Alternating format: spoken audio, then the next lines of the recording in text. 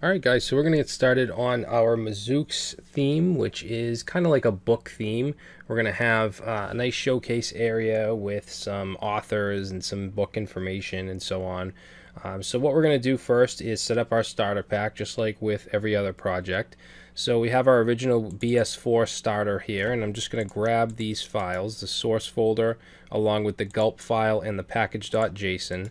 We're going to create a new folder for our projects called Mazooks, and let's go ahead and paste those files in, and we're going to open this up, open up Mazooks in Git Bash or whatever command line tool you're using, and let's open it up in Atom as well. So I'm going to say Atom dot, which is going to open it up.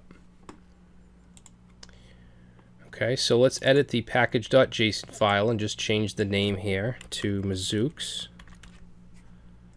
And let's see, for this we'll just say Bootstrap 4 book theme. Alright, we'll save that, and then we can just run npm install, and that's going to set up all of our dependencies, including Bootstrap, Font Awesome, and Gulp. Alright, so that's all set. We should now be able to run npm start. Okay, it just opened up on a different monitor. Let me bring it over. And there we go. So now we have our starter pack set up. Now we're going to be using a jQuery plugin for this. And this is the jQuery plugin for fixed Bootstrap 4 nav with smooth scroll. Okay, so we're going to have a fixed nav bar just like we did in the Loop Lab project. But we're going to have a nice smooth scroll when we click on a link and have it go down to the ID. So this is very easy to set up. All we're going to do is click download here. And let's just download this to our local machine.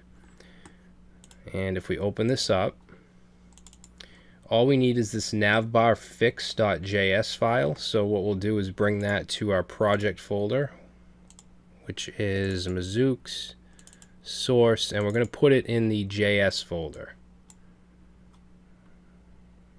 Okay, we'll just bring that over. All right, we can now close that up. And then let's go over to index.html in our source folder, and we're just going to include that down at the bottom with the rest of our scripts. So let's just copy this, and we're going to say js / navbar dash fixed. Okay, so that'll include that file.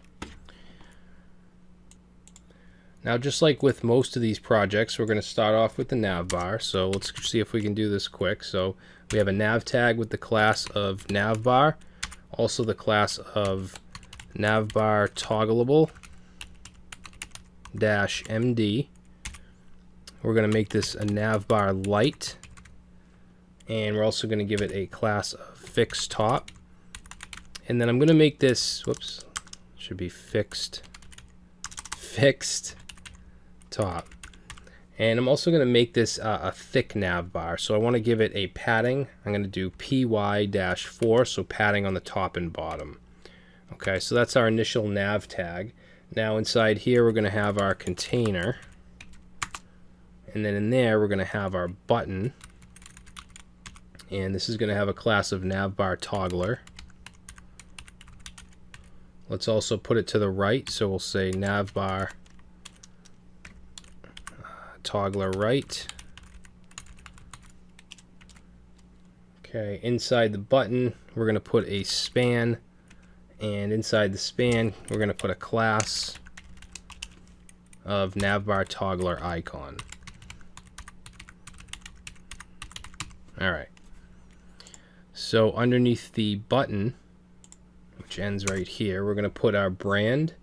So let's put an A tag with the class of navbar brand. Okay, now for this, let's see, we'll just put a number sign in here. Now we're actually going to be using a logo, which is a little different than our last project. So I created a very, very simple logo using Photoshop. So it should be in your project files. I'm just going to go ahead and grab it real quick and put it in my image folder. Alright, so it's basically, let's just take a look at it. It's just a circle with an M in it, really, with the branding colors of the theme. Alright, now to do this, we're going to go inside the A tag here, and we're going to put our image tag, and let's see, we're not going to give the image a class. We're going to set the source to img / and I called it mlogo.png, and I'm just going to set the width manually to 50, and let's also set the height to 50. Alright, and then let's see, we're going to also put an H3 right after the image. Now this H3, I'm going to give it a class of d-inline because I want it to be an inline element. And then I'm also going to align it to the middle, so we can say align middle. Remember those text alignment classes from a while ago? And then we'll say the name of the template, which is Mazooks. So let's go ahead and save that and check it out. So that's what it should look like.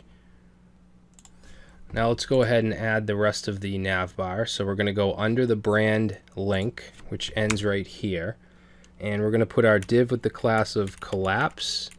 We're also going to have navbar collapse as a class. Okay, and then let's see, we're going to give this an ID of navbar. Let's do navbar nav. And inside this div, we'll have our UL with the class of navbar-nav. And it's also going to have a class of ML auto because I want to push the links over to the right. So we're going to say margin left auto. All right, and then we'll put our LI tag with the class of nav item. And then inside there, we'll have an A tag with the class of nav link. Alright, now for this home link here, I'm going to actually give it an ID of home. And then when I click this, I want it to go all the way to the top. So what I'm going to do is I'm going to give this body tag an ID of home. Okay, because that's the topmost element, and that's what I want it to go to. So I'm going to copy the LI here. We're going to put in a couple more. Let's do 1, 2, 3 more. So this one here is going to be about. And it's going to go to the ID of about. And then this one here is going to be meet the authors. And it's going to go to the ID of authors. And then this last one will be the contact. And that's going to go to the ID of contact. Alright, so let's save that. And there we go. Now I want to add a little bit of styling to this navbar, so let's go to our style.scss file.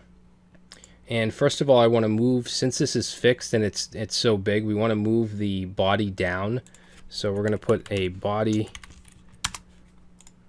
and we're going to say margin top, and we're going to set this to 105 pixels. Alright, and then we're going to take the navbar, and I'm going to add a box shadow to the bottom of it. So let's say box shadow. We're going to set it to 2 pixels by 2 pixels by 5 pixels. And then we're going to add a color. So we're going to add primary. Alright. Now for the primary color, let's go up here. And let's set primary to, we're going to set it to the hexadecimal value of 3292A6. A6. Okay. And that should be good for now. So let's go down here and let's make it opacity, make it a little bit transparent, 0.9.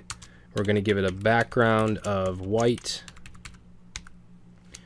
Alright, and then for each nav item, I want to increase the font size a little and add a little padding to the right. So let's say nav item, which is the list items, and we're going to say font size. Let's change it to 1.4 rem, and let's add padding right, and we're going to set that to 20 pixels. Save it, and there we go. So now our nav bar is a little bigger than usual, which is what I wanted.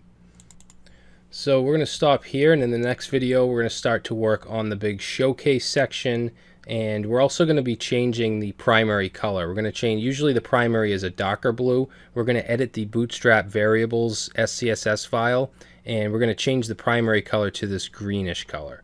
All right, so I will see you in the next video.